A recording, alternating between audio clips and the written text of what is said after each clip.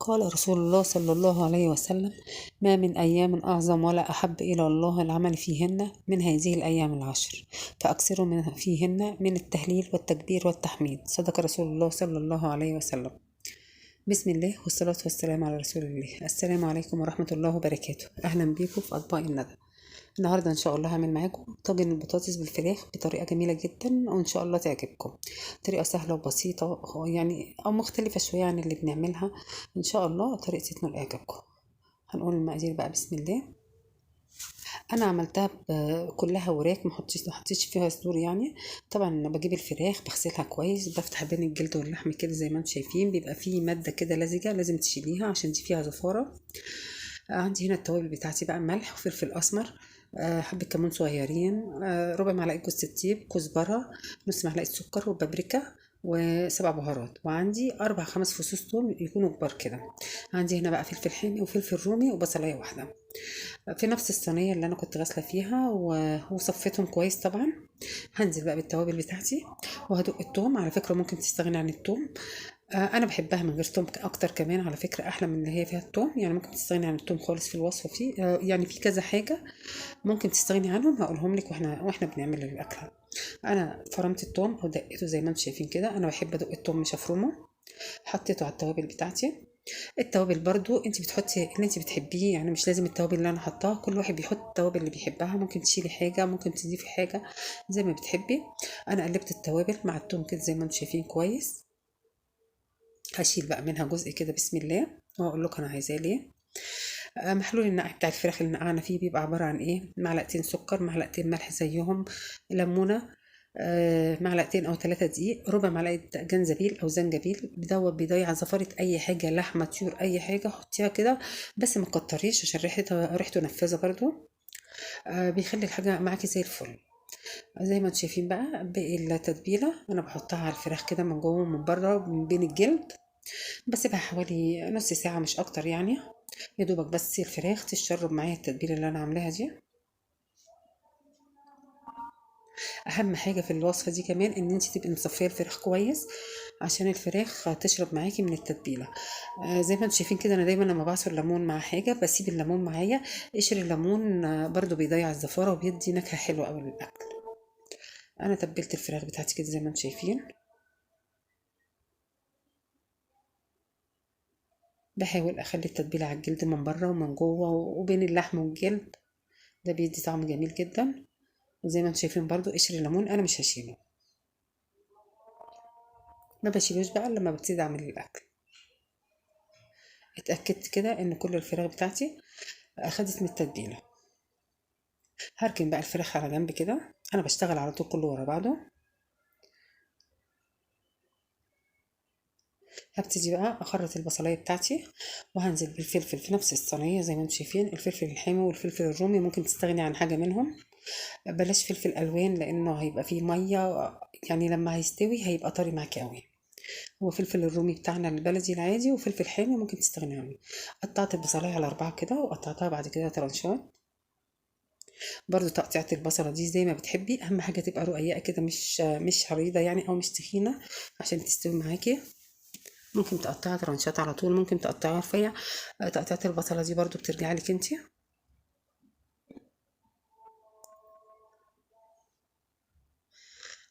انا اصلا ما بحبش بصراحة احط الفراخ نية على البطاطس او اي حاجة.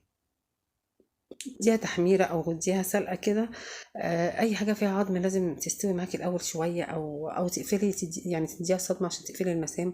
نزلت ببقية التتبيلة بقى اللي هي التوابل والثوم على البصل والفلفل، هدعكم مع بعض كويس. لازم اخلي البصلايه كده تشرب من التوابل اللي انا حطاها. عموما اي بصل بتخرطيه او بتضربيه في كبه او بتطحنيه او اي حاجه او بتبشريه لازم تنزلي عليه على طول بشويه ملح وفلفل عشان طعم البصله وريحتها ما يغيروش معاكي. زي ما انتم شايفين كده البصلايه اتشربت كويس هي والفلفل من التوابل بتاعتي والثوم. دعكتهم مع بعض كويس كده زي ما انتم شايفين، يعني مش اقل من 5 دقايق مع بعض كده ولا حاجه. كله في نفس الصينيه. انا ما غسلتش مواعين كتير. انا بقى دلوقتي عندي الطواجن بتاعتي هحطها في الفرن. زي ما قلت لكم قبل كده، سخونيه الطواجن دي بتقلل معاكي السوا، يجي نص ساعة وزيادة، لان انت لو حطيتي الاكل في الطاجن وهو ساقع او بارد، عبال ما بتحطيه في الفرن وبيسخن بيكون فات مش اقل من نص ساعة، قبل ما تلاقي الطاجن ابتدى يغلي معاكي. انا لسه هبتدي بقى على النار اهو، حطيت كده الطواجن في الفرن وشغلت عليها. السمنه بتاعتي تسخن، حطيت معلقتين سمنه كده زي ما انتم شايفين. هبتدي ادي الفراخ صدمه، لازم النار تكون عاليه، ما ينفعش تحطيها برضو والسمنه لسه بارده. الفراخ هتنزل ميتها، غطي عشان ما تطرطش عليكي لو خايفه ما تطرطش. هديها صدمه واقلبها على الوش التاني كده بسم الله. كده الفراخ خدت معاكي حوالي ربع سوا، وقفلتي المسام بتاعتها، وتلاقي بعد كده اللحمه بتاع الفراخ معاكي طريه كده وجوسي، مش ناشفه ولا حاجه. انا بقلبها على الوشين كده لغايه ما تاخد التحميره اللي انتوا شايفينها. كل واحد برضو بيحمر بالدرجه اللي هو بيحبها، احنا بنحب الحاجه متحمره شويه، فقلبتها تاني وحمرتها تاني. هعمل كده في الفراخ بتاعتي كلها. ممكن تعمليها على فكره بالصدور عادي، بس انا عندي بيحبوا الوراك اكتر. فالصدور دي بعمل بيها الكفته، بعمل بيها شاورما، اعمل بيها بانيه، اي حاجه تانية. وبخلي الوراك بقى اللي هي السليمه كده زي ما انتم شايفين. هطلع الوراك بتاعتي بقى كلها كده. انا كده خلصت تحمير الوراك.